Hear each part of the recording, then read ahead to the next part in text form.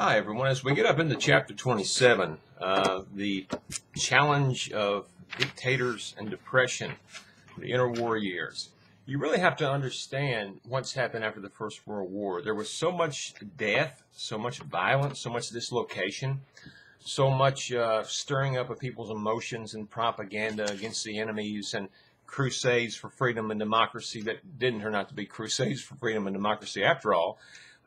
That people really mobilized for war. And what we see here is a sense of betrayal, of mistrust. Citizens from every country around the world, including the U.S., were basically deceived through 4 years of warfare. Governments felt like they couldn't tell their people the truth about anything that was going on. For example, contributes to the widespread, fatalities of the influenza, the Spanish flu, because the governments won't report the flu because they don't want to hurt morale. And on page 683, you see an astounding number of casualties in the First World War. And this is actually an underestimation. This is a very conservative estimation. If you see the graveyards from the First World War with all these neat tombstones lined up, the soldiers aren't buried there that way. They're buried in mass graves with only parts of them located. So we really don't know how many people, soldiers and civilians altogether, died or were wounded in the First World War. We really don't have any idea. So we see here a great sense of betrayal and anger and confusion and unclarity about this. And these types of overarching conflicts always cause a crises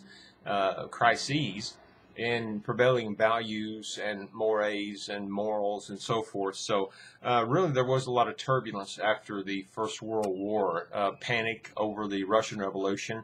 If you look at the headlines of the New York Times on the internet during this period, they're all full of these panic reports that the Red Army under Trotsky is ready to invade the United States and take over the world. And that was, of course, crazy and unrealistic, because in the Russian Revolution, from 1918 all the way up through about 1922-23, they're fighting a civil war. The Reds, the Bolshevik communists versus the Whites, sort of, czarist supporters and right-wing socialists fighting together and each trying to take over Russia.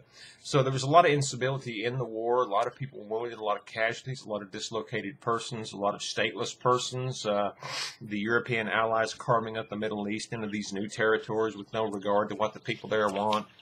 It was really a messy period in history.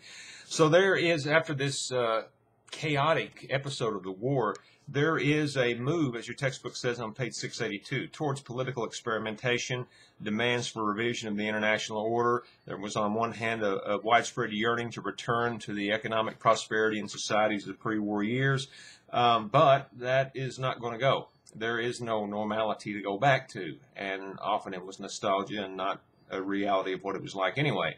So the world before 1914 is gone. It's gone forever. It's never going to be reestablished. The Victorian era really ends with the First World War, and what we know as modernism or modernity happens after the First World War.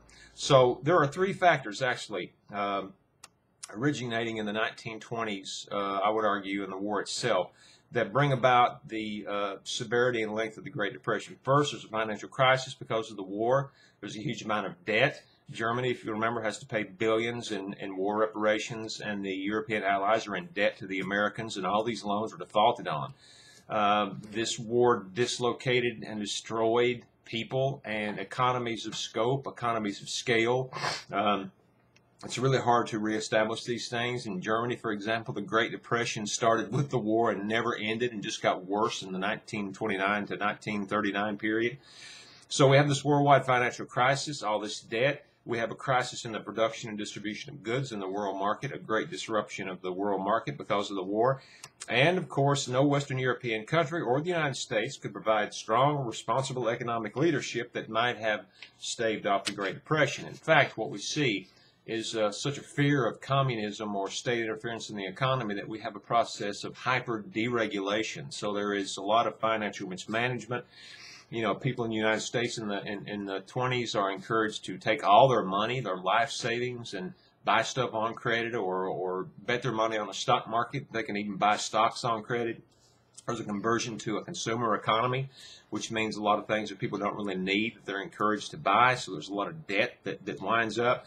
So, in Europe, it's even worse because of the war itself. And America really emerges kind of as a superpower during this period, but a superpower that doesn't want to necessarily be one.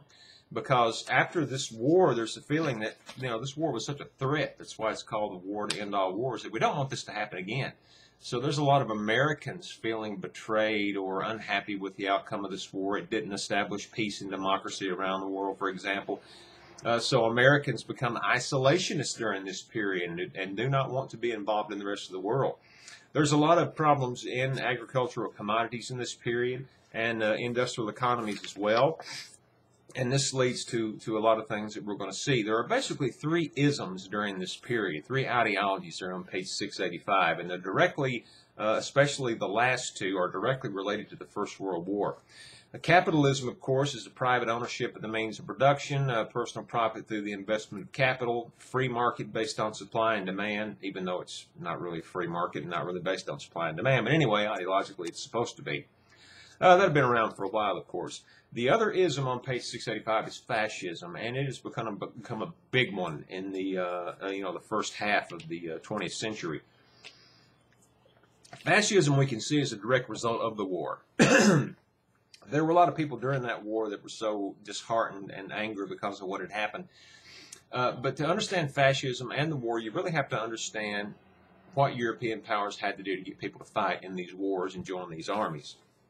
The European powers, which, as we've seen, since the Congress of Vienna with the Quadruple Alliance, have tried to stop the spread of democratic, and French revolutionary ideas, and also to maintain a balance of power, to protect their own colonies and empires and so forth.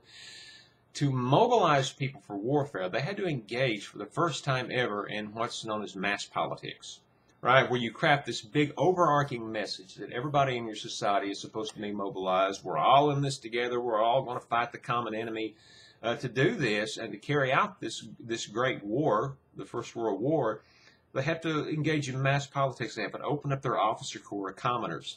They have to get everyday people to join the military in large numbers, to fill these spaces on these huge battlefields.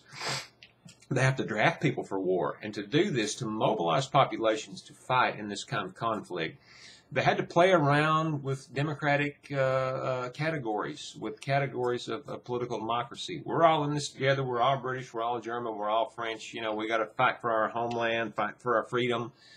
They didn't mean it, of course, but they used that language, and they opened up a great amount of hope and expectations that are going to be unfulfilled after the war is over. In a sense, there's a great betrayal going on here. You mobilize people based on categories of nationalism and personhood and power and agency and all these categories of sociology and political science. But of course, they did that to protect their own regimes and their own class rule and things like this. So fascism and communism are both a direct result of the First World War. Communism because, of course, the communists were radical left-wing socialists who were angry about the fact that the Socialist International and socialist parties around the world had supported their own nations in these nationalist wars. Socialism, after all, was supposed to stop nationalism, supposed to stop imperialism and imperialist war. But when it came down to it in 1914, all of the socialist parties supported their own countries. So the left-wing socialists were really upset about that and began to call themselves communists to differentiate themselves from the socialists who had went along with this. So communism was primarily about revolution, about overthrowing the existing order, which is carrying out this terrible, bloody, destructive war by any means necessary, even violent revolution, which of course Marx and Engels and so forth hadn't really thought was a viable option or something that you could do. So communism, of course, based on the Russian socialist experience, socialists there being very repressed and unable to participate in politics at all, became very secretive, very radical, very sort of guerrilla, in its underground movement based on small cells and planning and subversion and so forth.